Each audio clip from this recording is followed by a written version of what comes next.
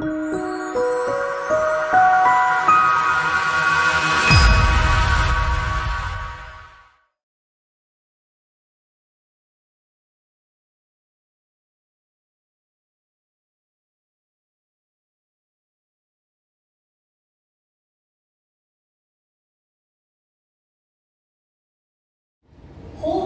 this conference in the Philippines is timely, especially where over 50% of the workforce of our country is composed of women.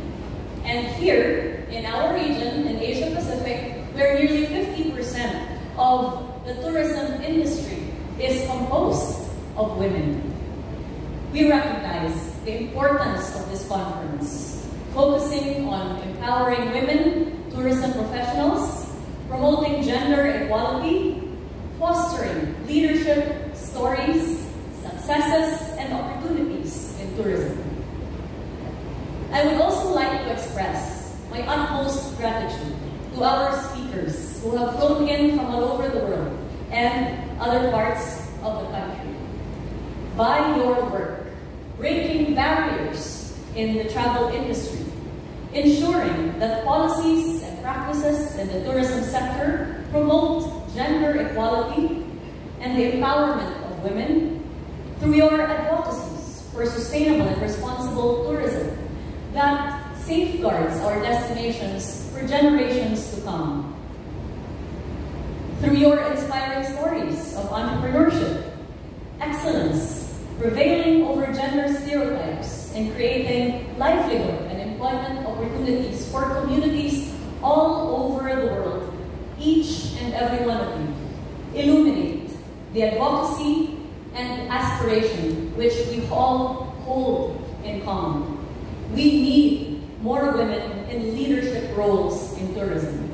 We need more opportunities for women to enter, advance, and thrive in various roles across the tourism value chain for the passion, the perspective, the perseverance, dedication, and compassion inherent in women can only serve to strengthen the tapestry of the global tourism sector. Clap if you agree.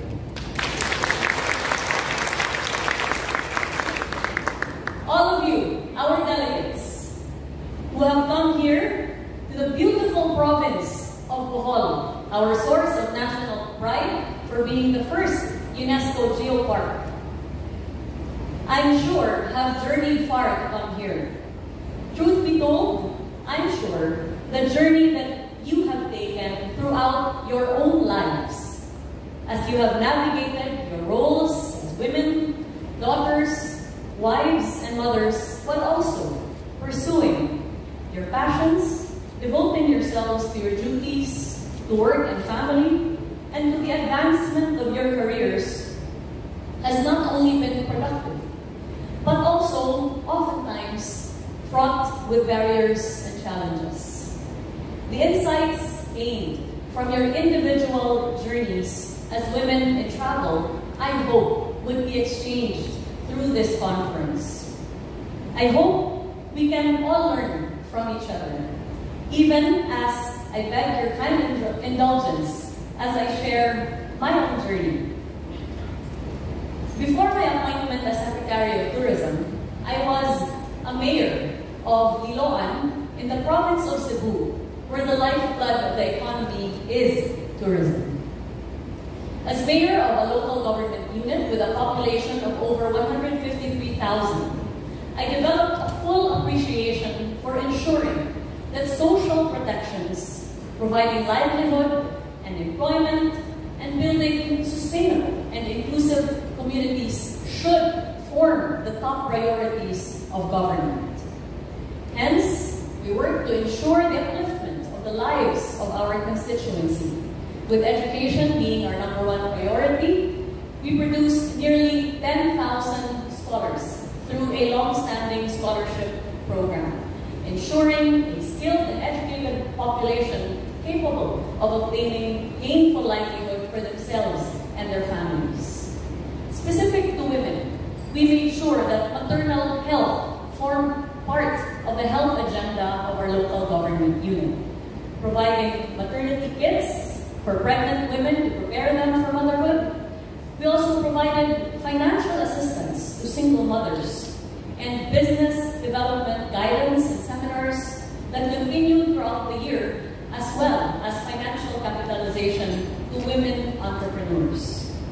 As part of our efforts to pursue inclusive and holistic development, we constructed a gender-neutral restroom and federated the Liloan LGBTQ, making Liloan the first town in Cebu to have a fully federated LGBTQ federation in all barangays. During my time as mayor of Liloan, specifically right after I took my oath in my first term in 2016, I learned that I was pregnant. And therefore, I approached my first term with the challenges of being pregnant while at work. Years later, as the pandemic hit our shores, as it did, I'm sure, your countries all over the world, I was pregnant yet again.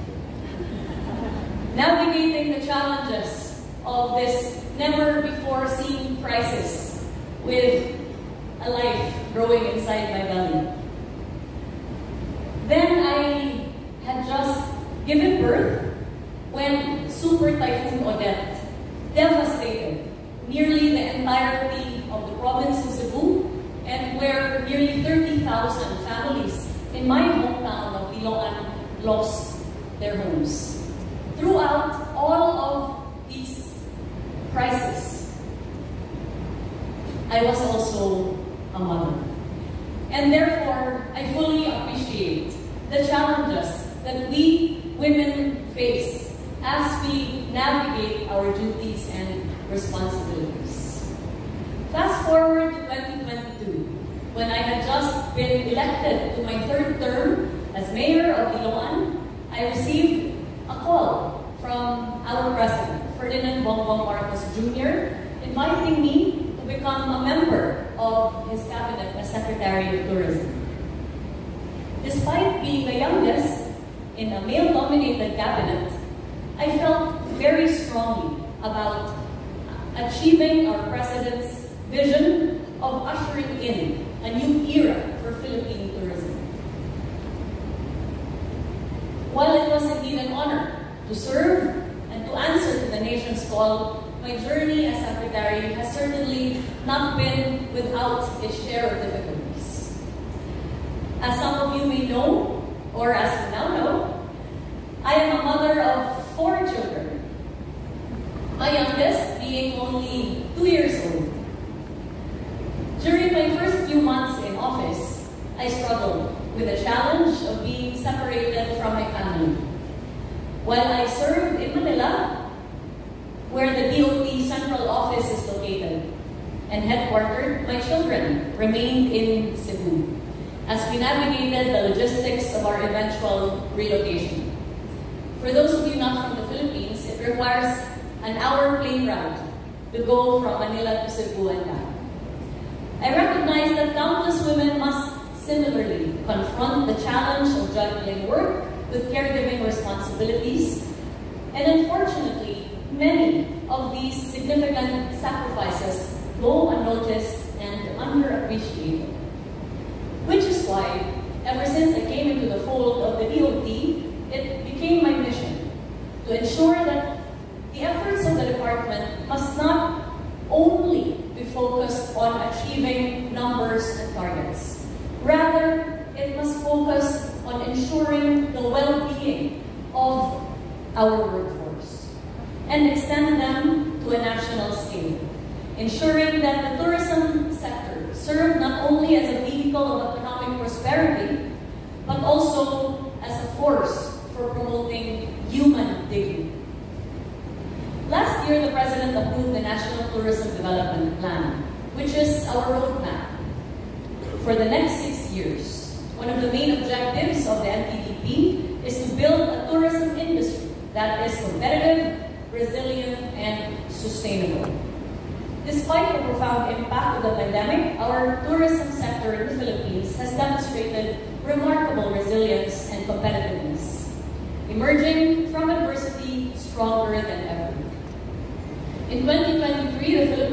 recorded an estimated 482 billion pesos in international tourism receipts, surpassing our target of 316 billion by 152.53%. In fact, our recovery rate compared to 2019 pre-pandemic figures in terms of visitor receipts was at over 100%, which surpasses the 2023 global recovery rate for international tourism receipts, which stands at 93%. Together, we have weathered one of the most challenging periods in our history.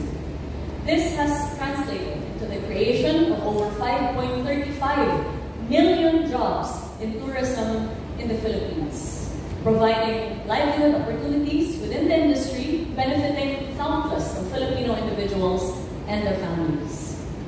While the prospects continue to look bright for Philippine tourism, the sustainability of the sector is not possible without advancing gender equality and safeguarding and promoting women's rights. On protecting and safeguarding women's rights, the DOT continues to implement the Tourism Works Program, an initiative that aims to address gender and child-related challenges within the sector, particularly focused on issues such as sex tourism and trafficking. Through this program, we have recruited gender and development tourism works officers across our regions to ensure that the Philippines remains a woman and child-safe destination.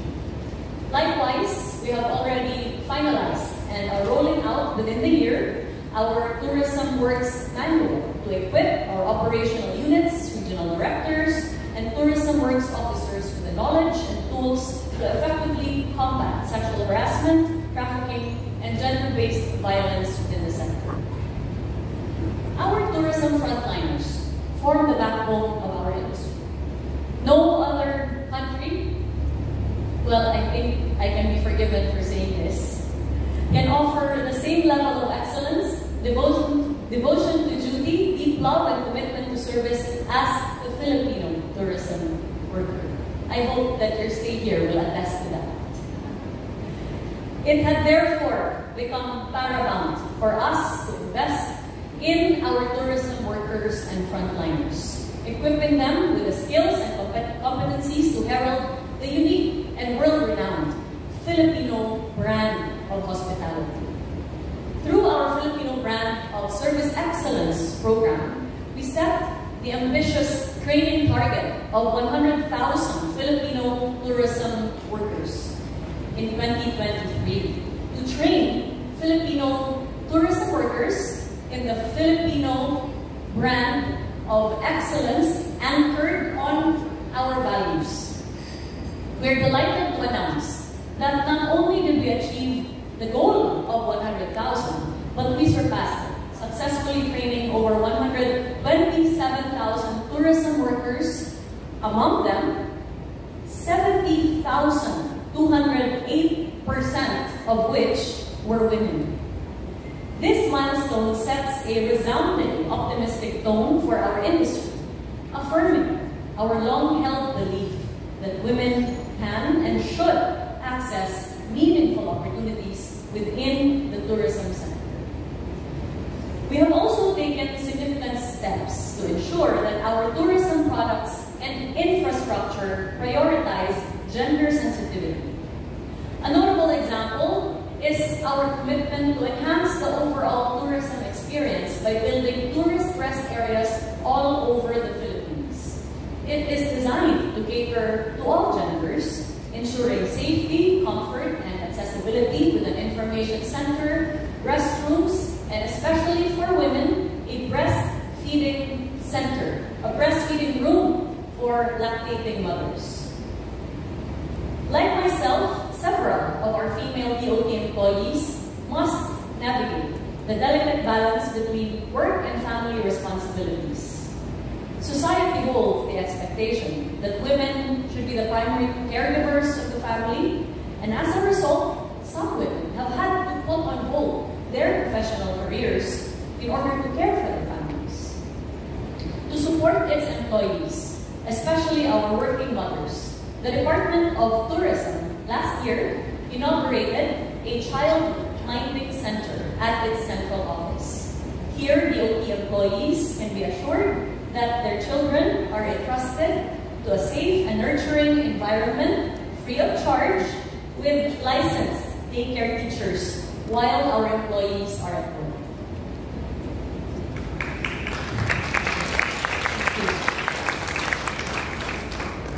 Growing up among resilient and empowered women, I quickly grasped the importance of championing female leadership.